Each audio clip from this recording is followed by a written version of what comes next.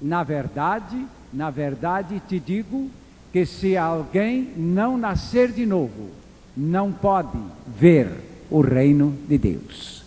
E o Espírito Santo é o que nos revela a palavra, e mais do que isto, faz com que ela se execute na nossa experiência. Amém? Na nossa experiência. A primeira noite,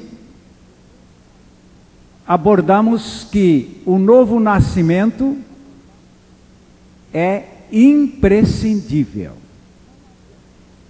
Não adianta uma pessoa ter religião sem o novo nascimento. A única condição, a única senha para se alcançar o reino de Deus é nascendo de novo. Não há outro meio. Ontem abordamos este assunto na definição. E foi isto que consideramos, que o novo nascimento é Deus tirando a nossa vida e substituindo-a pela vida de seu Filho, de Jesus. Cristo vive em mim é a soma do novo nascimento.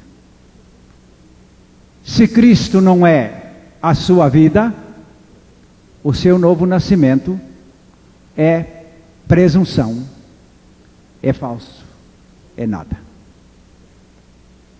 E hoje, quem precisa nascer de novo? Nós temos ali, na declaração de Jesus, se alguém, aquele que, ou qualquer que não nascer de novo, não pode ver o reino de Deus.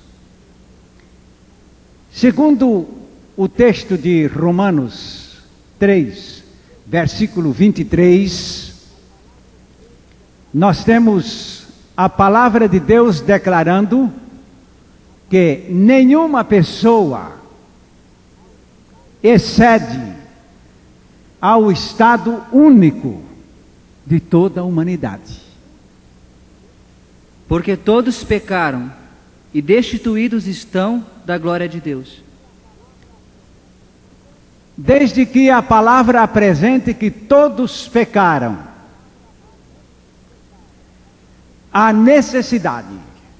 Aliás, nós temos uma outra versão que diz: todos pecaram e carecem, precisam, necessitam. Quem? Todos. Todos. Assim como se acha em Romanos, capítulo 11, versículo 32, outra vez a palavra passa a rasoura sobre a cabeça de todo ser humano, para que ninguém se sobressaia, porque estamos todos nascidos numa só condição neste mundo. Porque Deus a todos encerrou na desobediência, a fim de usar de misericórdia para com todos. Aqui a palavra de Deus nos mostra quem está diferente. Não há uma pessoa diferente, porque todos nós nascemos encerrados. Nós já nascemos dentro da cadeia. Nos declarar livres, porque já nascemos dentro da prisão. Cada um de nós é um filho da desobediência. Isto é o diagnóstico de Deus acerca do homem. Efésios, capítulo 2, verso 2, mostrando aí que com toda a humanidade somos todos irmãos. Desobediência. Nas quais outrora andastes, segundo o curso deste mundo, o príncipe das potestades do ar, do espírito que agora atua nos filhos da desobediência. Depois desse ponto, nós chegamos a uma condição em que a palavra de Deus vem descrever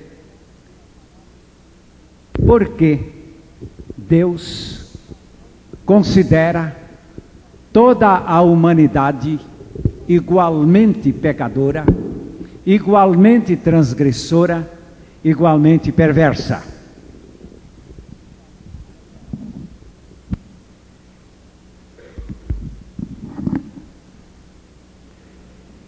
E quando se trata da queda, como se acha descrita em Gênesis capítulo 3, e especialmente abordando o versículo 6, porque aí nesse verso 6 se consuma a queda.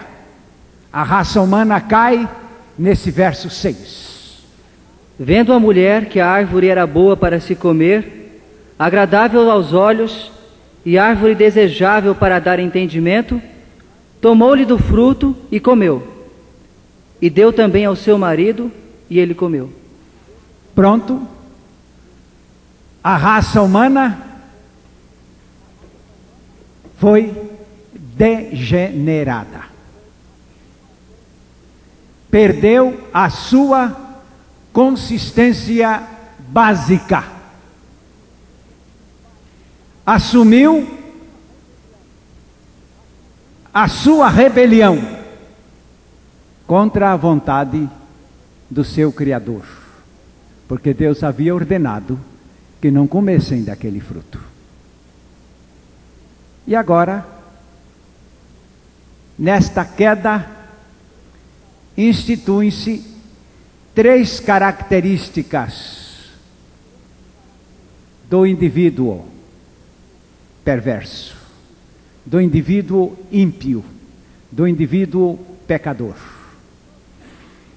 Estas 3 características, todos nós nascemos com elas. Todo ser normal possui essa anormalidade, que são essas 3 características. A primeira, que não havia no homem criado por Deus: egoísmo. É o ponto de partida. Ponto de partida. Eu estou me lembrando de um texto em Mateus 22. Vamos ler os versos 37 a 40. Onde aparecem aqui 2 mandamentos da lei de Deus. Mas lei esta que era a vontade do Senhor desde o princípio. E portanto, vamos ler de 37 a 40. Respondeu-lhe Jesus: Amarás o Senhor teu Deus de todo o teu coração, de toda a tua alma e de todo o teu entendimento. Este é o grande e primeiro mandamento. O segundo, semelhante a este, é: amarás o teu próximo como a ti mesmo. Destes 2 mandamentos dependem toda a lei e os profetas. Até parece que a montagem física do ser humano já se acha mesmo com os dispositivos para amar, sabe? Os olhos são abertos para fora, não é? Os ouvidos abertos para fora, o nariz aberto para fora, a boca aberta para fora, as mãos assim do lado de fora, até os pés, indicando que o ser humano foi fabricado para servir, para se gastar em benefício de outros, sabe? Foi criado mesmo para amar, porque a palavra egoísmo é exatamente antônimo da palavra amor.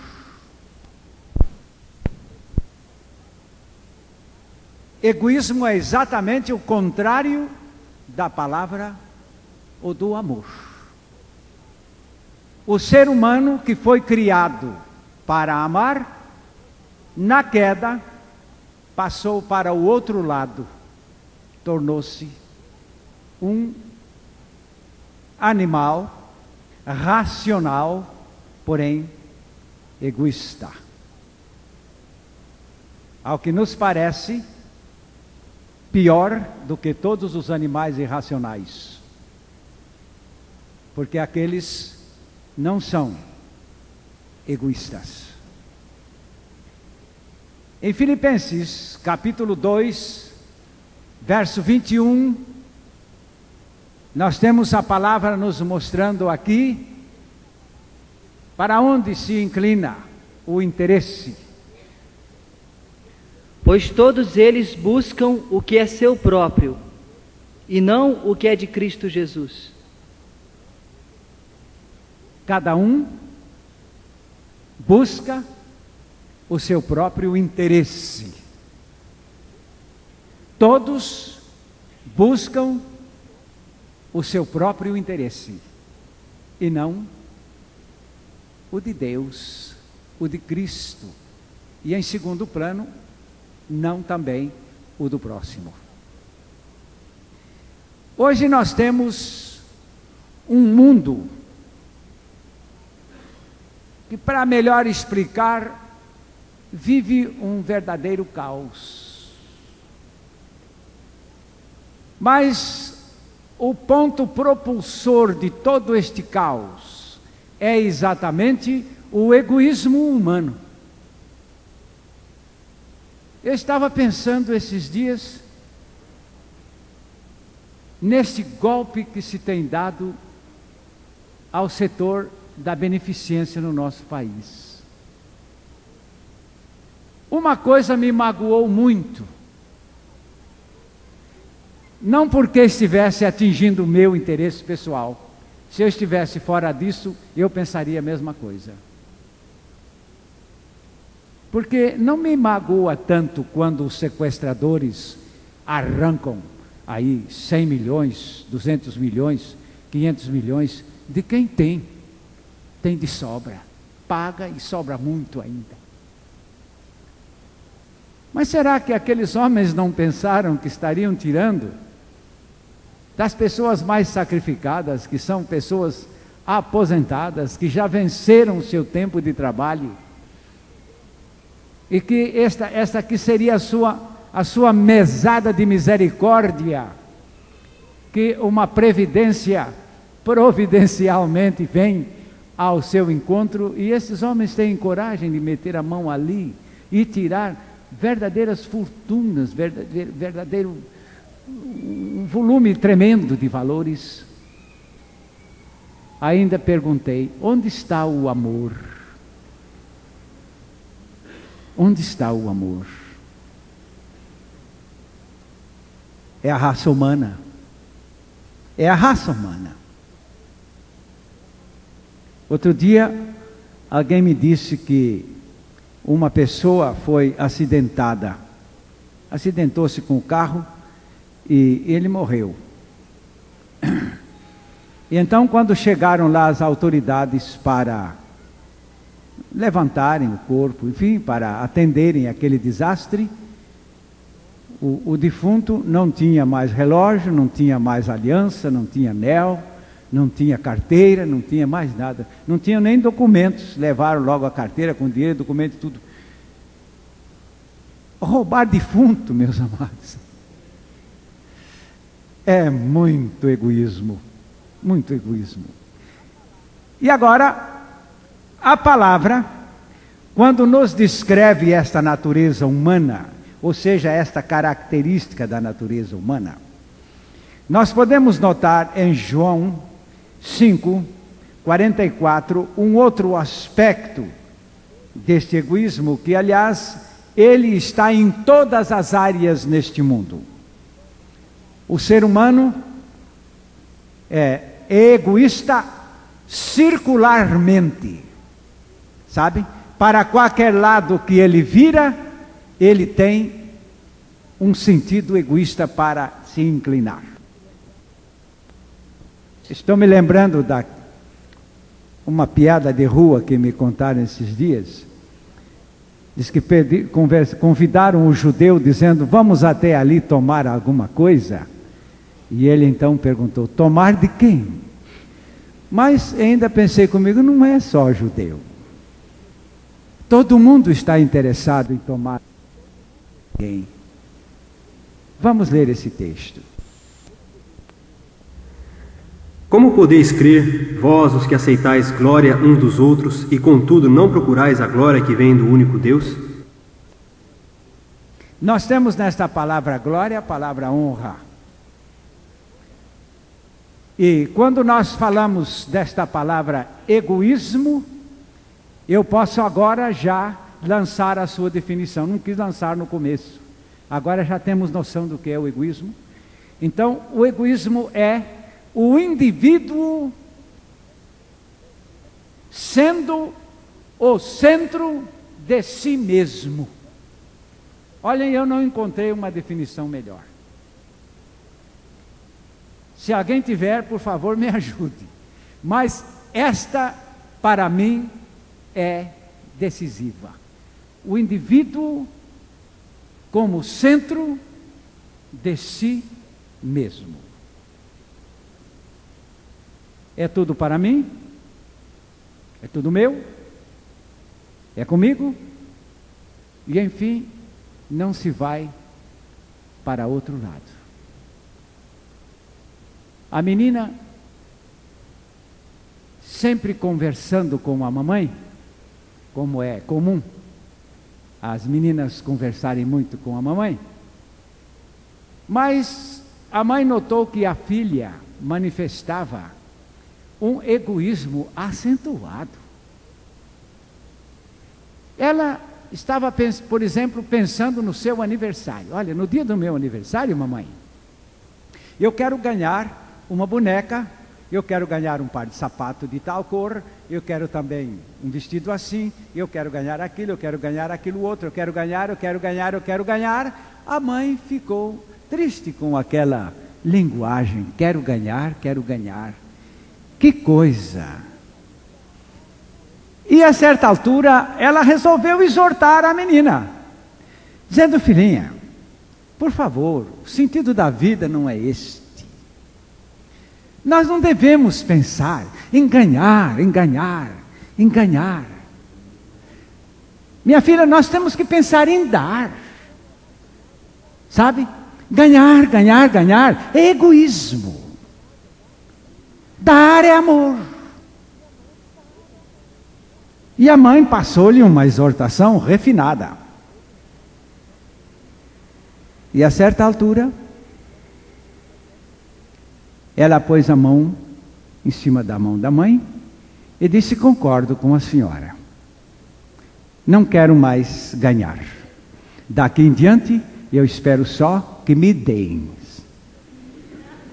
Vamos mudar tudo para o mesmo lugar. O ser humano não sabe perder isto. Muitas vezes acerta-se uma conta, a conta está errada, vamos acertá-la de novo, vamos, quem sabe eu vou ganhar mais. É sempre assim. Os homens querem ser tão honestos, mas sempre em favor de si mesmos. Nós temos uma cena, eu achei impressionante, quando eu leio o livro de Esther, eu fico impressionado, mas especialmente com relação ao Amã, aquele general. Em Esther capítulo 6, nós temos aqui os versículos de 6 a 11, e aquele general que achava que ele devia ser o mais honrado de todo o país. Esther capítulo 6. Nós vamos ler de 6 a 11 esse trecho daquela história. Entrou Amã e o rei lhe disse: Que se fará o homem a quem o rei deseja honrar? Então Amã disse consigo mesmo: De quem se agradaria o rei mais do que a mim para honrá-lo? E respondeu ao rei: Quanto ao homem a quem agrada ao rei honrá-lo, tragam-se as vestes reais de quem o rei costuma usar, e o cavalo em que o rei costuma andar montado, e tenha na cabeça a coroa real. Entreguem-se as vestes e o cavalo às mãos dos mais nobres príncipes do rei, e vistam delas aquele a quem o rei deseja honrar. Levem-no a cavalo pela praça da cidade e diante dele apregoem: Assim se faz ao homem a quem o rei deseja honrar. Então disse o rei a Amã: Apressa-te, toma as vestes e o cavalo, como disseste, e faz assim para com o judeu Mordecai, que está assentado à porta do rei, e não omitas coisa nenhuma de tudo quanto disseste. Amã tomou as vestes e o cavalo, vestiu a Mordecai, e o levou a cavalo pela praça da cidade e apregoou diante dele. Assim se faz ao homem a quem o rei deseja honrar. Amados, o Amã tinha horror do Mardoqueu. Ele queria acabar com todos os judeus do império por causa desse Mardoqueu. Ele tinha nojo do Mardoqueu. Ele não gostava deste homem, mas de maneira alguma. Mas acontece que o Mardoqueu tinha um mérito nas atas daquele império, daquele reino. E o mérito foi que ele denunciou um levante contra o rei. Com isto ele salvou o rei. E aquilo ficou registrado nas atas do império. E quando o rei descobriu esta informação, chamou o Amã, que é o seu grande general, e lhe fez uma pergunta: o que se deve fazer ao homem a quem o rei lhe tributa a maior honra? Aí o Amã começou a crescer. De certo, este homem não pode ser outro senão este seu general. Não conheço outro homem mais importante neste império. Aí ele começou a dizer tudo o que se devia fazer com este homem digno de honra. Primeiro, que ele seja vestido de vestes reais, não é? Que se coloque um cetro na sua mão, uma coroa em sua cabeça. E que se faça montar no cavalo real. E se proclame pelas ruas da capital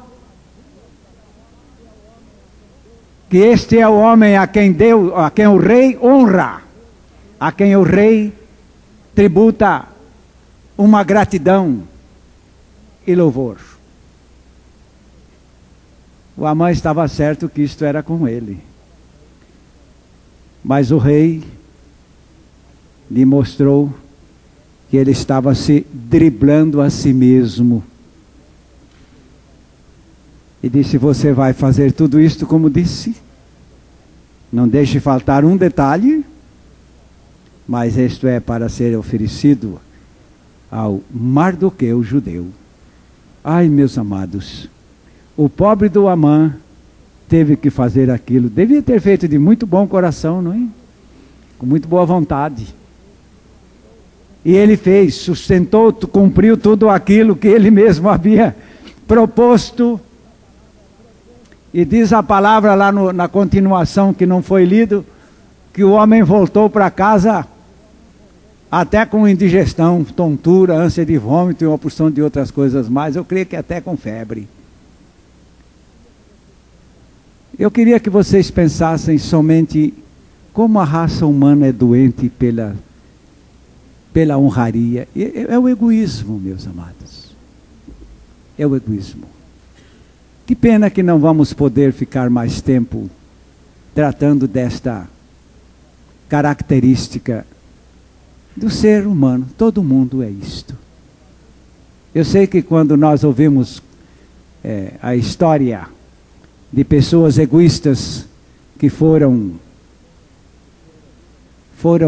decepcionadas, mas a situação é a nossa mesmo.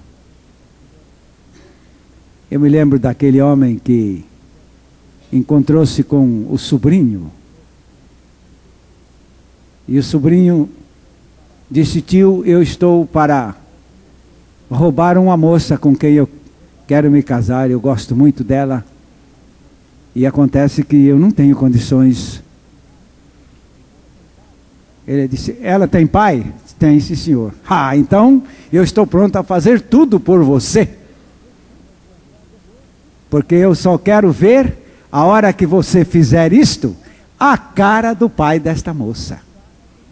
E então o sobrinho preveniu tudo, preparou tudo e arranjou tudo, e deveria apanhar a moça naquela noite mesmo, não é? E quando ele fugiu, o pai descobriu que o velho de quem ele queria escarnecer era ele mesmo, era a sua própria filha. Então, quando acontecem estas coisas, nós achamos engraçado, mas quantas vezes nós também caímos nestas esparrelas, desta jornada de egoísmo sem fim. Mas temos que passar para a frente.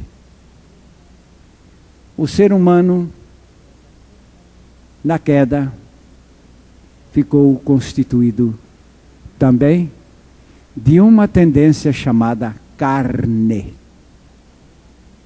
A palavra carne não é propriamente o físico,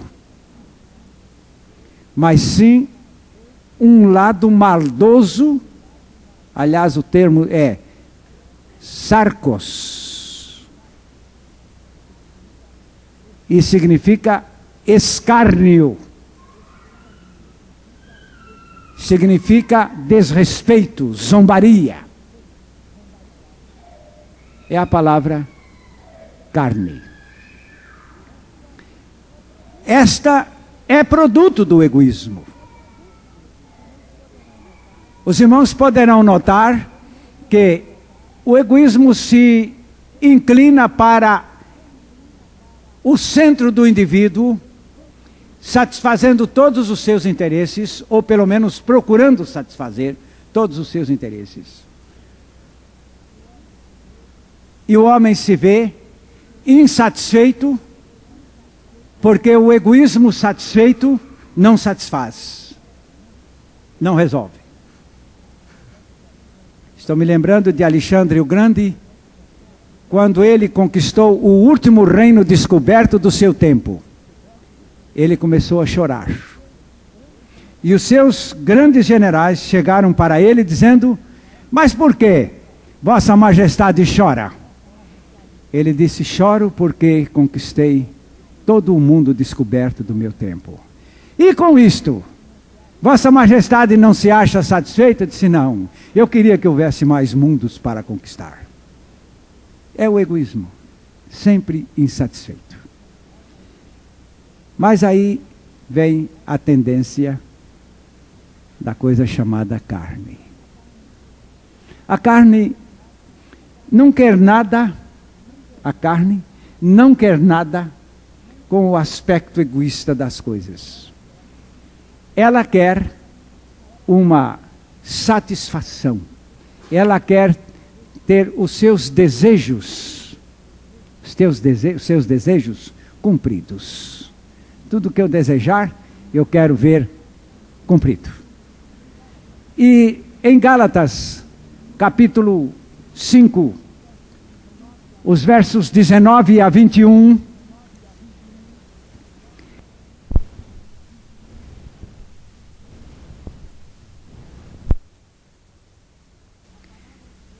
a palavra de Deus nos mostra aqui os pendores da carne.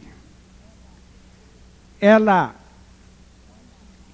está inclinada para estas obras que se descrevem aqui, nos versos 19 a 21.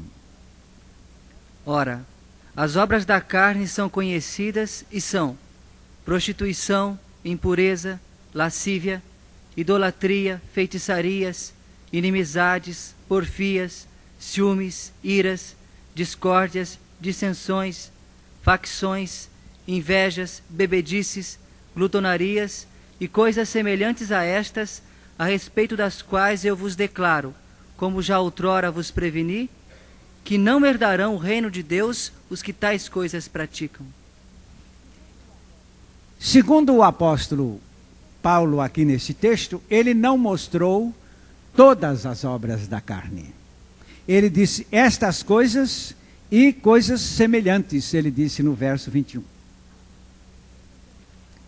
Eu tentei enumerar, mas achei que não adianta, porque depois ele diz, é isto aqui e mais coisas semelhantes. Eu gostaria que os irmãos tomassem interesse por este ponto. Há poucos dias eu recebi um telefonema de alguém da minha família. Pois é, a minha filhinha mais nova foi para a escola.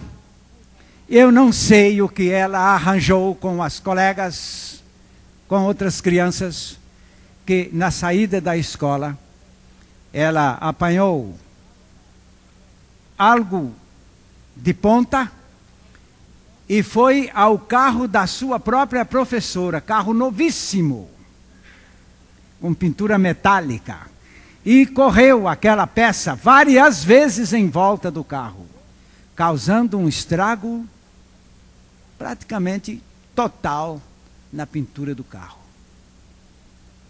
Imediatamente a professora ficou sabendo quem era e procurou o pai. E então o pai disse, isto é obra maligna, isto é obra do diabo. Eu disse, não. O diabo também está admirado. Isto é obra da carne. Obra da carne. Talvez uma emulação. Você não é capaz de riscar esse carro. Céu não é? Eu sou. Então vamos ver se você é capaz. Então risca aí. Então pega e risca. Não há nenhuma vingança. Quem sabe a professora lhe deu um castigo, então fosse lá para fora riscar o carro para vingar-se. Mas não é obra do diabo, meus amados. É obra da carne. Por exemplo, aí diz o texto, discussões, não é? Ah, isso aí é obra do diabo. Não é. Discussão é obra da carne. Diz aí o texto. Inveja é obra do diabo. Não é. É obra da carne. Aí aparece uma coisa que tanta gente acostuma dizer que é obra do diabo, não é? Feitiçaria. Não diz aí de feitiçaria? Pois não tem nada de obra do diabo. Aí o texto mostra que é obra da carne. A feitiçaria é uma espécie de religião que vem satisfazer as tendências carnais do indivíduo. Que pena que não podemos ficar para explanarmos este assunto necessariamente. Mas o certo é que, desde que aqui esteja nomeado, cada ato deste não tem nada com práticas diabólicas, mas são práticas carnais. E desta maneira, a palavra de Deus nos mostra que a ira, as pelejas, as dissensões, divisões, grupos contra grupos, não é obra do diabo, é obra da carne.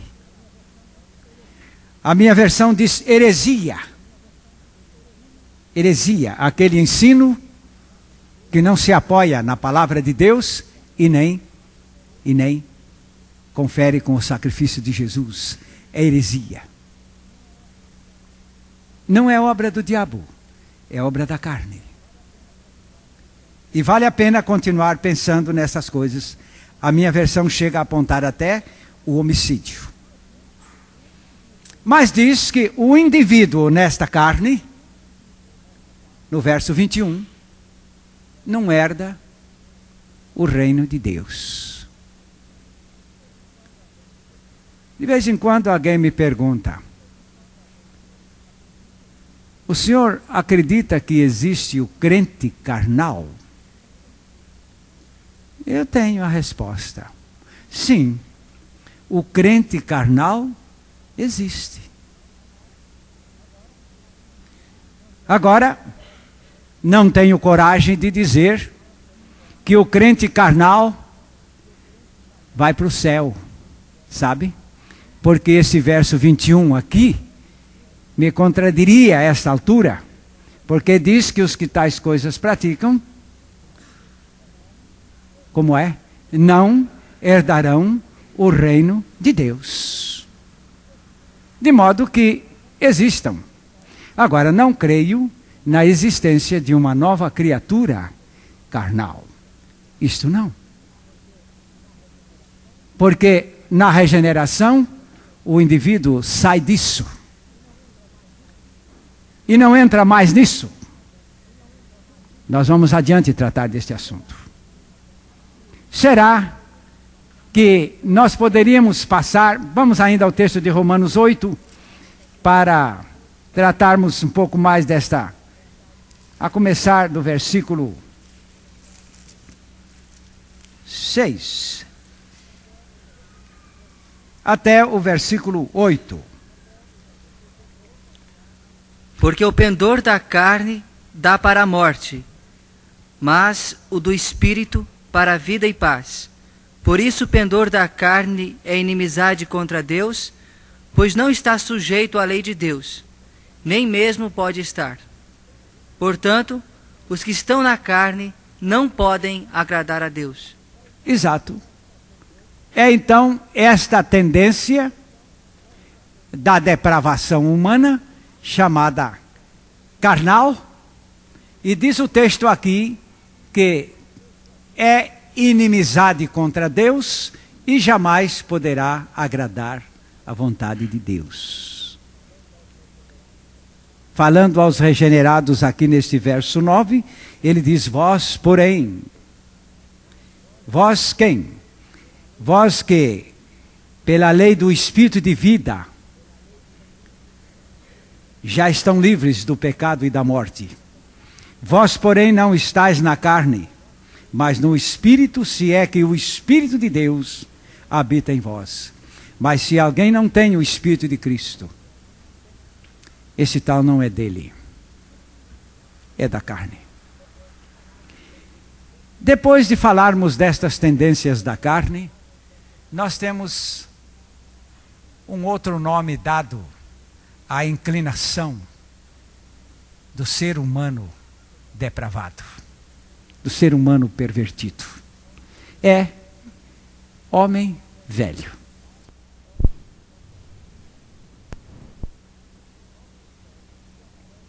Homem velho, que aparece a princípio aqui para nós em Efésios, capítulo 4. Ele aparece aí no versículo 22, mostrando, meus amados, pendores que não são do ego e nem da carne. No sentido de que, quanto ao trato passado, vos despojeis do velho homem que se corrompe segundo as concupiscências do engano. A palavra engano, daí se ramifica a mentira, a falsidade, a hipocrisia e uma série de outras coisas. Não disse que esse é o pendor do ego, e nem que é também o pendor da carne. Não aparece mentira lá nas obras da carne. Esta coisa está nesta parte do ser depravado, chamada homem velho.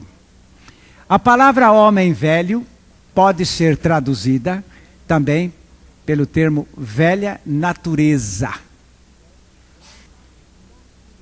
É uma natureza inclinada para tudo o que não é.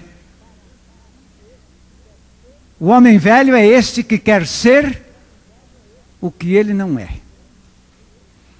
Eu não sei, eu tenho a impressão que Jesus, em todos os seus ensinos na Bíblia, ele procurou repreender tanto a hipocrisia, que eu pensei comigo, como Jesus ataca o homem velho da humanidade?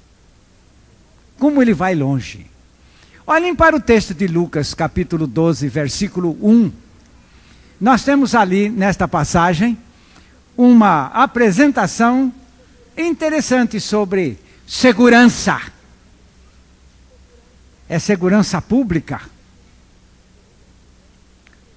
Posto que uma multidão de miríades de pessoas se aglomeraram, ao ponto de uns aos outros se atropelarem, passou Jesus a dizer, antes de tudo, aos seus discípulos: acautelai-vos do fermento dos fariseus, que é a hipocrisia.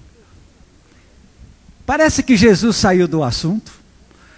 O versículo começa dizendo que, em face de tanta gente se aglomerar após Jesus para ouvir a palavra de Deus, diz o texto aí que aconteciam vários atropelamentos.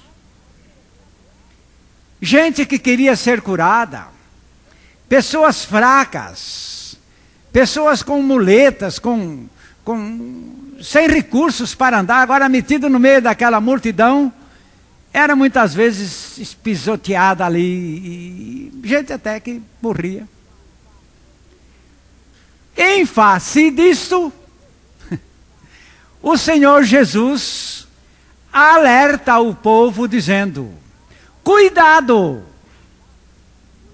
muito cuidado. O senhor quer falar sobre o atropelamento? Não. Há uma coisa pior do que ser atropelado na multidão. Aí está no verso 1, no final. O grande perigo é a hipocrisia. Meu Deus, eu nem sei como descrever a hipocrisia. Olhem, e quero mais dizer, que todas as vezes que o indivíduo se apresenta com aspecto de bom, é hipocrisia. Então, tudo que há de bom na face da terra, no ser humano, é hipocrisia, é mentira, é lobo coberto com pele de ovelha. É o lobo mau, que vem com cara de vovozinha aqui. Mas todo ser humano. Uma vez eu ouvi um homem queixar-se da esposa, e ele teve a coragem de se descrever como um marido angelical. Bem, basta para ser rejeitado. Sempre quando a gente conversa sobre os problemas, a gente sempre nota aquele lado bonzinho. É o pior. É o pior porque a hipocrisia deste velho homem tem essa tendência. É por fora aquela boa aparência, mas o interior vai muito mal. É o homem velho insistindo na pintura desta fachada para levar a impressão da melhor aparência possível, mas o interior é podre. Jesus não falou esta vez só. Ele passou, a meu ver, em todos os seus ensinos, preocupado em desmascarar esta hipocrisia humana. Em Mateus 25, Nós vamos tomar apenas uns poucos versos. Eu falei Mateus 25, mas é Mateus 23. Mateus 23, 25 é o versículo a 28. Vamos escutar o Senhor Jesus tirando a máscara de nós todos. Ai de vós, escribas e fariseus hipócritas, porque limpais o exterior do copo e do prato, mas estes por dentro estão cheios de rapina e de intemperança. Fariseu cego, limpa primeiro o interior do copo, para que também o seu exterior fique limpo. Ai de vós, escribas e fariseus hipócritas, porque sois semelhantes aos sepulcros caiados, que por fora mostram-se belos, mas interiormente estão cheios de ossos de mortos e de toda a imundícia. Assim também vós exteriormente pareceis justos aos homens, mas por dentro estáis cheios de hipocrisia e de iniquidade. Agora eu tenho um texto em que ajuntamos toda esta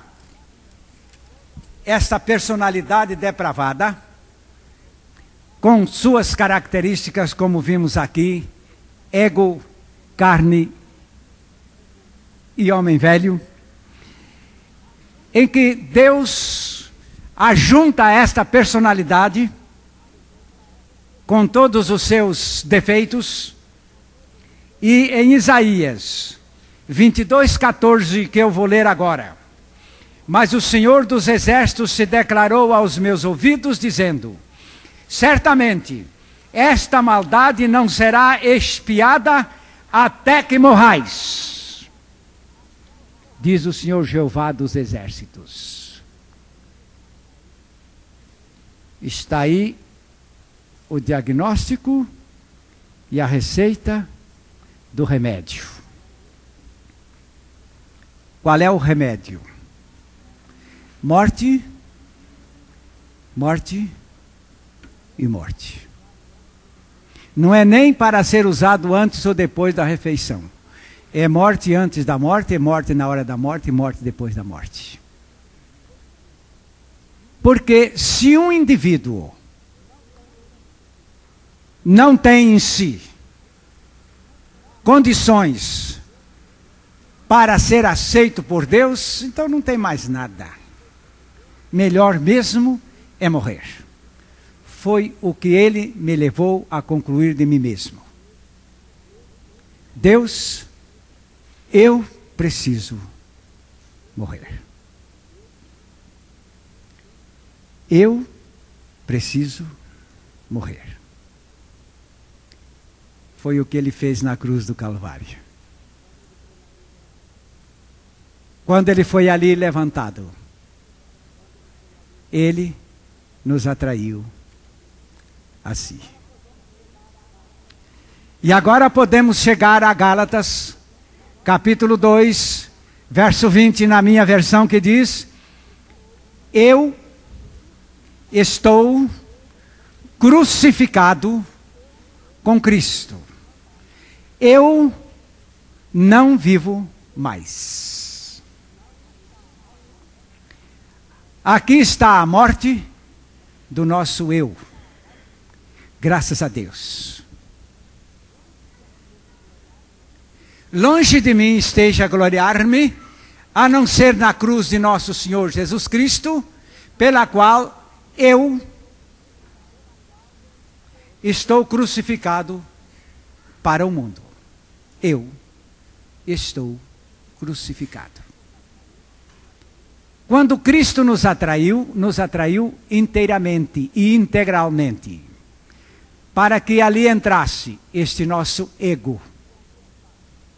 Pois Jesus precisava dar fim a ele. Depois do ego, nós estamos em Gálatas 5:24, apontando aqui a palavra de Deus, que o Senhor Jesus Cristo também trouxe o remédio para a nossa carne. E os que são de Cristo Jesus crucificaram a carne com as suas paixões e concupiscências. Graças a Deus, aí está o remédio. Cruz, cruz e nada mais. Naquela cruz onde morreu o nosso ego, aqui nesta mesma cruz morre a nossa carne. É daqui que o crucificado com Cristo tem a sua carne vencida. Não é mais para viver a luta do versículo 17 desse mesmo capítulo, não, senhores. Uma guerra entre a carne contra o espírito e o espírito contra a carne. Porque este duelo começa no verso 17, mas ele tem o seu fim. Não é verdade que o Corinthians hoje perdeu para o Atlético Mineiro? Pois tem que ter um fim. Alguém tem que ganhar e alguém tem que perder. Esta luta entre a carne e o espírito, alguém tem que ganhar, alguém tem que perder. Olha para o verso 24, quem ganhou, quem perdeu? Ou continua? Os que são de Cristo crucificaram a sua carne com paixões e cobiças. Esta carne perdeu. E perdeu para Jesus. O nosso ego perdeu para Jesus. E finalmente, Romanos 6,6, onde não pode ficar ninguém para trás. Eu me lembro quando o faraó disse para Moisés: vocês vão, mas vão em parte. Mas uma outra parte fica aqui no Egito. Eu me lembro de uma dessas turras que o faraó várias vezes, não, você leva uma parte, leva isto, leva aquilo, mas não leva tudo. Uma dessas, então, o Moisés respondeu para o faraó: nenhuma unha ficará. Eu estou me lembrando desta expressão de Jesus agora. Nenhuma unha ficará. Porque se ego, carne e homem velho são a composição de uma pessoa depravada, nada disso deve ficar de resto. Romanos 6,6. Sabendo isto, que foi crucificado com ele o nosso velho homem, para que o corpo do pecado seja destruído e não sirvamos o pecado como escravos. Foi crucificado com ele o nosso velho homem. Foi crucificado. Você dá uma olhadinha aí na frente, para quê? A sua Bíblia diz para quê? Faz favor de analisar, de pesar a consequência, ou seja, o resultado desta crucificação do nosso velho homem. Diz aí, foi crucificado para que o corpo do pecado seja destruído e não sirvamos mais ao pecado como escravos. Amados, o nosso Deus é Deus de amor. Eu às vezes mando o carro para consertar e depois eu fico em cima a ver se um mecânico tirou 7 parafusos e colocou de novo 7, não colocou 6. A ver se ficou tudo bem apertado, não ficou vazando. Eu não chamo isso de relaxo, chamo isso de falta de amor. Olha, meu amigo, aqui houve uma falta de amor no meu serviço. Por quê, senhor? Porque aqui ficou faltando um parafuso, aquele outro lá ficou bambo, não é? Este tapete aqui não ficou devidamente colocado, não foi grampeado, não foram todos grampeados, etc, etc, etc. Não estou dizendo ao senhor que isso aqui é relaxo, é falta de amor. Quando a gente trabalha com amor, a gente faz uma obra bem feita. Eu passo apertado com a minha esposa, sabem?